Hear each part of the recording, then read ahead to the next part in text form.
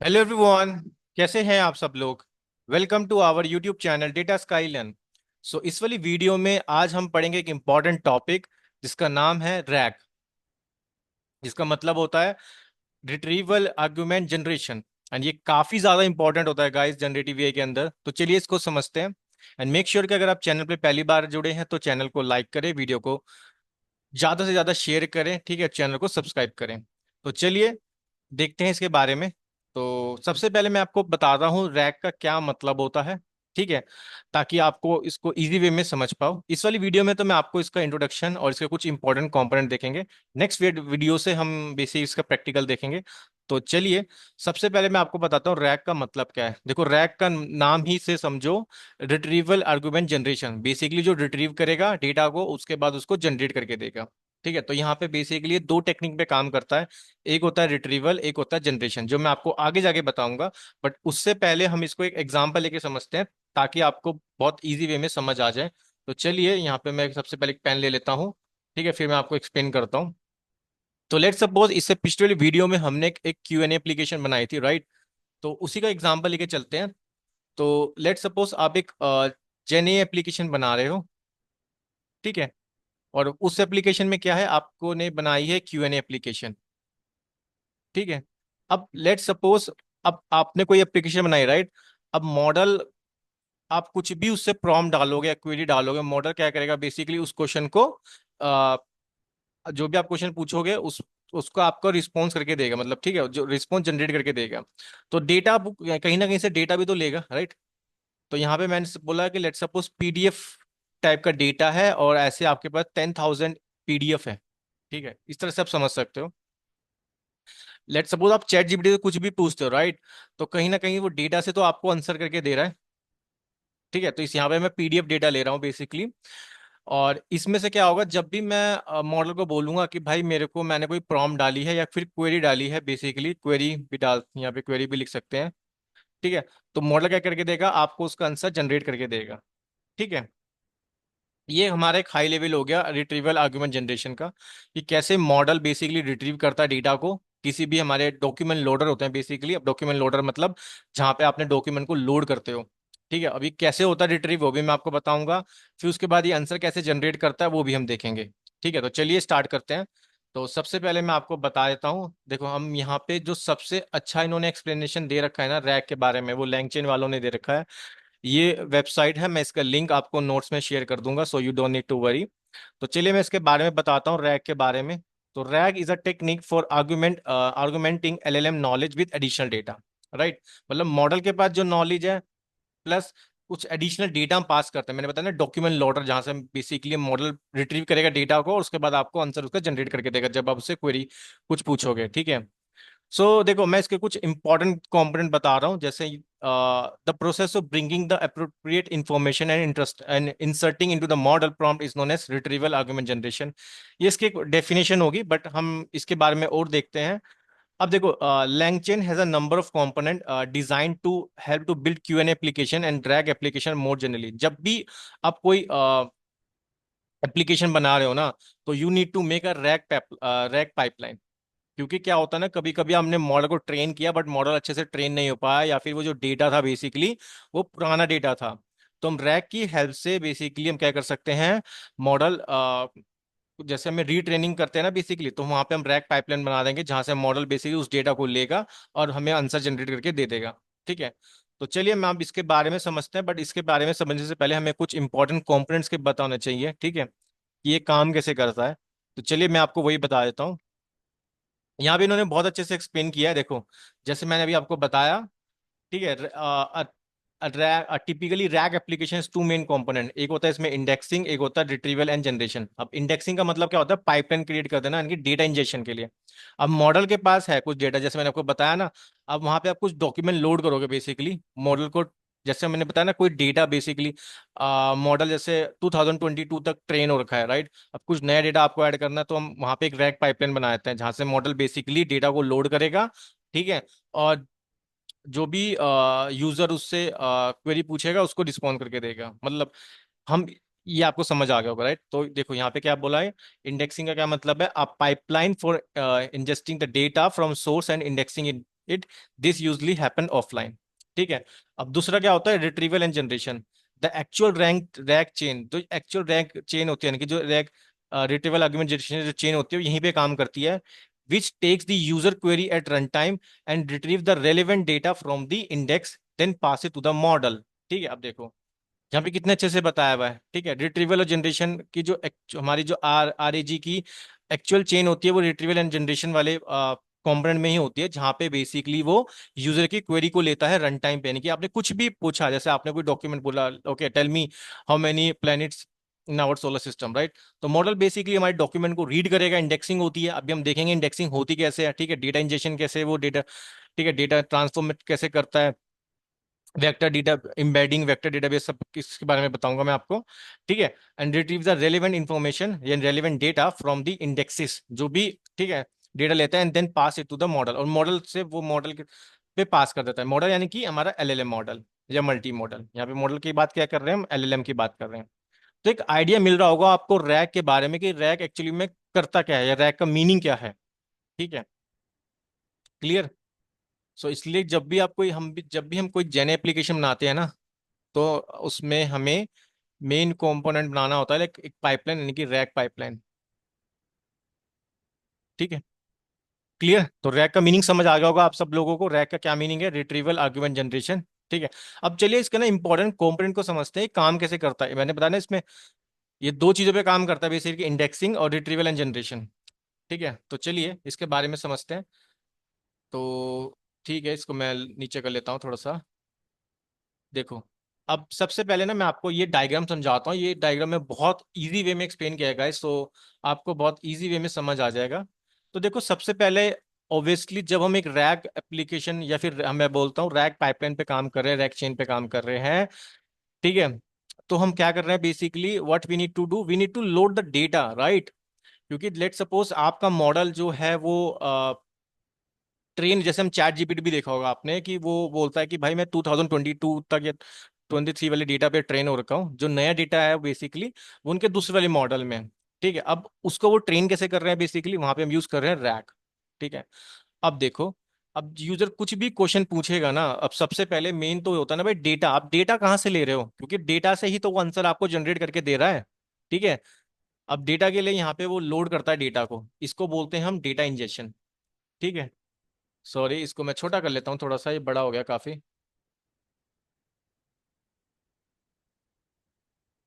ठीक है। चलिए इसको सही कर लेता हूँ। Data injection. अब डेटा इंजेक्शन का मतलब क्या होता है, कि जहां पे आप बेसिकली क्या कर रहे हो, डेटा को लोड कर रहे हो डिफरेंट डिफरेंट सोर्सेज से। ठीक है। तो मैं लिख देता हूँ डेटा इंजेक्शन। ठीक है। यानी कि हमारे डेटा सोर्सेज हो गए। इसका क्या मतलब हो गया, कि जहां से आप डेटा को लोड कर रहे हो डिफरेंट डिफरेंट सोर्सेज से। अब वो डेटा ना आपका कुछ भी हो सकता है, चाहे वो आपकी एक पीडीएफ फाइल भी हो सकती है, आपकी सीएसवी फाइल भी हो सकती है, आपकी इमेजेस हो सकती है, आपकी वीडियोस हो सकती है, कोई एचटीएमएल फाइल हो सकती है, जेसन फाइल हो सकती है, इवन कोई यूआरएल से भी डेटा लोड कर रहे हो। ठीक है। तो इसको मैं थोड़ा सा सही कर देता हूँ, स्पेलिंग सही नहीं लग रहा ना। ठीक है। तो चलिए, क्योंकि देख, अब हम आगे जाके देखेंगे ना डॉक्यूमेंट लोडर के बारे में भी मैं आपको बताऊंगा। तो पहला होता है हमारे पास, जब हम लोड करते हैं डेटा को, ठीक है, जिसमें हमारे पास जो डेटा होगा बेसिकली वो किसी भी टाइप का डेटा हो सकता है, because when we are working with generative application we need to work with any kind of data, and data वो आपका पीडीएफ फाइल भी हो सकती है, जेसन भी हो सकता है, ठीक है, कुछ भी डेटा हो सकता है, वीडियो भी हो सकती है, इमेजेस भी हो सकती है। ठीक है।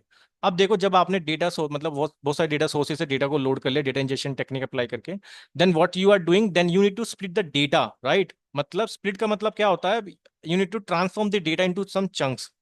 क्योंकि देखो यार, आप सबने देखा होगा जब भी आपको चैट जीपीटी एप्लीकेशन पे कुछ पूछते हो, वो ये तो नहीं है कि आपको पूरी बुक लिख के दे देगा भाई।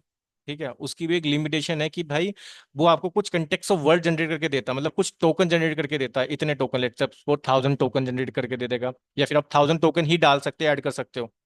ठीक है। अब सिमिलरली हमारे पास क्या होता है कि मॉडल को अच्छे से ट्रेन मतलब रिस्पॉन्स दे वो, तो इसलिए हम डेटा को सारे के साथ डेटा नहीं डालते हैं, हम चंक्स में डेटा भेजते हैं बेसिकली, क्योंकि चंक्स में जो डेटा जाएगा ना वो फास्ट रिट्रीवल होगा। रेदर देन अगर आप पूरा का पूरा डेटा एक बार में डाल दोगे, ठीक है। इसलिए हमें क्या करना होता है, तो यहाँ पे मैं लिख देता हूँ, डेटा को हमें चंक्स में कन्वर्ट करना होता है। मतलब जो डेटा था ना हमारे पास बेसिकली, जैसे डेटा को हमें चंक्स में कन्वर्ट करना होता है, ठीक है, चंक्स में। क्लियर? डेटा को हमें क्या करना होता है, चंक्स में कन्वर्ट करना होता है। यानी कि यहाँ पे हम क्या करेंगे, डेटा को ट्रांसफॉर्म करेंगे, ठीक है, डेटा ट्रांसफॉर्मेशन, ठीक है, डेटा ट्रांसफॉर्मेशन। क्लियर? ठीक है। अब उसके बाद क्या होता है, जब आपने डेटा को लोड कर लिया, आपने डेटा को स्प्लिट भी कर लिया चंक्स की फॉर्म में, बिकॉज चंक्स की फॉर्म में इसलिए कर रहे हैं बिकॉज हमें डेटा को रिट्रीव करना होता है, क्योंकि जब डेटा चंक्स की फॉर्म में होगा तो फास्ट रिट्रीवल होगा, रहते देन आप पूरा का पूरा डेटा को एक बार में रिट्रीव कर रहे हो, ठीक है। चलिए, उसके बाद आता है हमारे पास एम्बेडिंग। आई थिंक एम्बेडिंग का मीनिंग आप सब लोग जानते होंगे, मैंने पहले भी बताया था एनएलपी में। जहां पे हमारे पास एम्बेडिंग में क्या होता है, जो भी हमारे पास टेक्स्ट टोकन्स होते हैं, टोकन्स यानी कि टेक्स्ट या फिर टोकन्स कुछ भी बोल सकते हो, उसको आप वेक्टर्स में कन्वर्ट करते हो, राइट। मैं इसके बारे में समझाता हूँ पहले। देखो, जो भी हमारे पास टोकन्स थे, टोकन जस्ट नथिंग, आपने स्प्लिट किया इंडिविजुअल वर्ड्स में, राइट, अपने टेक्स्ट को। आप उसको वेक्टर में कन्वर्ट करते थे, वेक्टर इन द सेंस आप उसके एक नंबर्स की फॉर्म में से कन्वर्ट कर रहे हो, वो होते हैं वेक्टर्स। क्योंकि vector is a quantity which have a magnitude plus direction, right. तो पहले आपने डेटा को लोड किया, फिर स्प्लिट किया, देन आप क्या कर रहे हो, इम्बेड कर रहे हो, यानी कि इम्बेडिंग, हम इम्बेडिंग टेक्निक अप्लाई कर रहे हैं। अब इम्बेडिंग क्यों करते हैं, बिकॉज हमारे पास जो भी टेक्स्ट होता है, टोकन होता है, हमें उसको वेक्टर में कन्वर्ट करना होता है, राइट। जहां पे similar vector have a similar representation. I hope आप सबको याद होगा, मैंने एनएलपी के अंदर बताया था, ठीक है। क्लियर? अब देखो, आपने एम्बेडिंग टेक्निक सीख ली, क्योंकि एम्बेडिंग कर लिया हमने डेटा को, क्योंकि हमें सिमिलरिटी सर्च पे काम करना होता है। क्योंकि मॉडल कैसे काम करता है भाई, जब भी आपने ट्रांसफॉर्म में देखा था तो वो सिमिलरिटी सर्च पे तो काम करता था, कोसाइन सिमिलरिटी, साइनसोइडल, ये सब मैंने आपको बताया था। सो जहां पे कोसाइन सिमिलरिटी, बेसिक साइनसोइडल तो पोजीशन एनकोडिंग के लिए होता था, ठीक है। कोसाइन कोसाइन सिमिलरिटी पे हम काम करते हैं बेसिकली, मतलब सिमिलरिटी सर्च करता है। सिमिलर वेक्टर का क्या होगा, सिमिलर रिप्रेजेंटेशन होगा, मतलब एक कंटिन्यूस वेक्टर स्पेस में हम इन वेक्टर को रिप्रेजेंट करते हैं, and the representation of vector in a continuous vector space is known as embedding, right. Clear? अब आपने इन वेक्टर को, अब आपने बेसिकली इनको वेक्टर में कन्वर्ट कर लिया, किसको, अपने डेटा को, यानी कि तो टेक्स्ट को, यानी कि टोकन्स को, नॉट डेटा, मतलब टेक्स्ट को, ठीक है, या फिर मैं टोकन बोल सकता हूँ। अब देखो, उन वेक्टर को स्टोर करने के लिए कोई ना कोई तो डेटाबेस चाहिए, राइट। भाई जब आप लेट सपोज आप किसी डेटा, आप कोई सीएसवी फाइल है, आप उसको भी डेटा में स्टोर करते हो, राइट। अपनी कहीं ना कहीं तो उसको स्टोर करते हो। जैसे आप सीक्वल का डेटा हो गया, यहाँ पे रोज एंड कॉलम, आप उसको भी सीक्वल डेटाबेस यूज करते हो। तो सिमिलरली हमारे पास क्या होता है, वेक्टर, वेक्टर स्टोर डीबी होता है, यानी कि वेक्टर डेटाबेस होता है। तो चलिए मैं यहाँ पे लिख देता हूँ, ठीक है। हमारे पास क्या होता है, वेक्टर डेटाबेस होता है। और ये तो कलर दिखने का नहीं, चलिए मैं कलर चेंज कर लेता हूँ। तो अब ठीक है, यहाँ तक हमारे पास सबको समझ आ गया। हमारे पास क्या होता है, वेक्टर डीबी होता है, यानी कि वेक्टर डेटाबेस। अभी आगे जाके हम देखेंगे हमारे पास बहुत सारे वेक्टर डेटाबेस होते हैं, जैसे कुछ ओपन सोर्स भी होते हैं, कुछ पेड वन वाले भी होते हैं। जैसे आपने क्रोमा डीबी सुना होगा, मैं आपको आगे बताऊंगा इसके बारे में, ठीक है। हमारे पास क्रोमा होता है, एक फायस होता है, ये बेसिकली मैटा की तरफ से आता है, ओपन सोर्स है, सिमिलैरिटी सर्च, ठीक है। एक होता है एस्ट्रा डीबी, ठीक है, एस्ट्रा डीबी। एक होता है पाइन कोन, ये सब हम देखेंगे बेसिकली, ठीक है। पाइन कोन होता है। आई आई मतलब इसमें थोड़ी सी ना मेरी हैंड राइटिंग आई थिंक अच्छी नहीं आ रही होगी, बिकॉज मैं यहाँ पे यूज कर रहा हूँ ये वाला, ये पिक पेन ना, तो इसकी मैं अगली बार से मैं नोट्स में ही देख लेंगे इसको, कोई दिक्कत नहीं है, बट आपको समझ आ रहा होगा, ठीक है। आप हैंड राइटिंग को थोड़ा सा इग्नोर करना। क्लियर? यहां तक आपको समझ आ गया? मैं फिर से एक्सप्लेन कर रहा हूँ, like what I have told you. So देखो, हमारे पास जब भी हम रैक में काम कर रहे हैं तो सबसे पहले हमें डेटा को लोड करना होता है। अब डेटा को लोड करने के लिए what we need to do, we need to use some data injection technique. अब डेटा इंजेक्शन टेक्निक में हम डेटा सोर्स, मतलब मल्टीपल डेटा सोर्सेज से कहीं ना कहीं से डेटा को लोड करेंगे। अब वो डेटा हमारा कोई भी, कुछ भी डेटा हो सकता है, हमारे पास पीडीएफ फाइल भी हो सकता है, हमारे पास कोई वीडियो हो सकती है, इमेजेस हो सकती है, जेसन फाइल हो सकती है, कुछ भी टाइप का डेटा हो सकता है, इंस्ट्रक्चर डेटा, ठीक है, कुछ भी टाइप का डेटा हो सकता है। देन उस डेटा को हम क्या करते हैं, स्प्लिट करते हैं, यानी कि चंक्स की फॉर्म में डिवाइड करते हैं।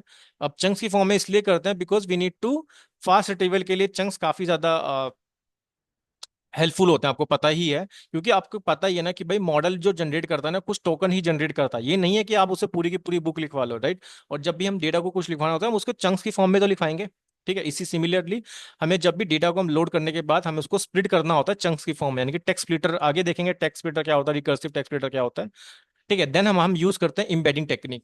इम्बेडिंग टेक्निक क्यों यूज करते हैं? अब आपके पास जो भी टेक्स्ट था, मतलब जो आपने डेटा चंक्स में डिवाइड किया, उसके बाद जो भी टेक्स्ट था, इंडिविजुअल वर्ड्स जो टोकन से, बेसिकली उन टोकन्स को आप कन्वर्ट करते हो वेक्टर में, वेक्टर यानी कि एक रियल नंबर में कन्वर्ट कर रहे हो, ठीक है।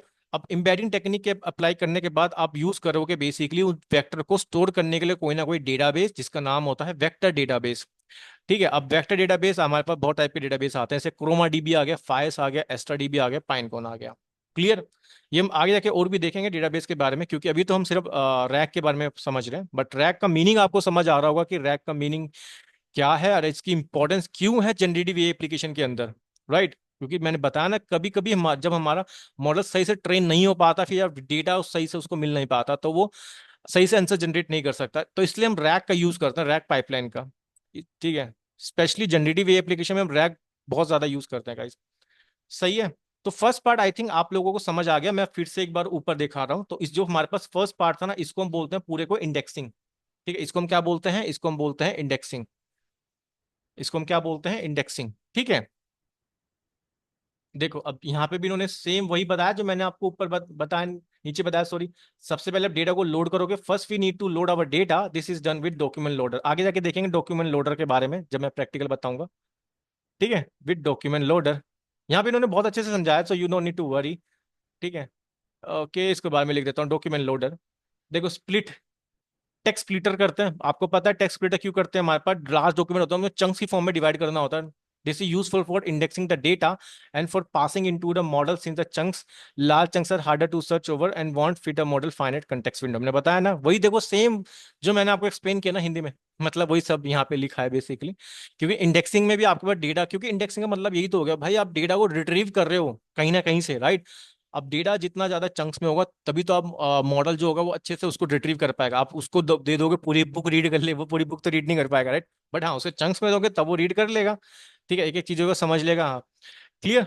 अब स्टोर करने के लिए हम सबसे पहले वी नीड टू, स्टोर करने के लिए we need to somewhere to store and index our split so that they can later be search over.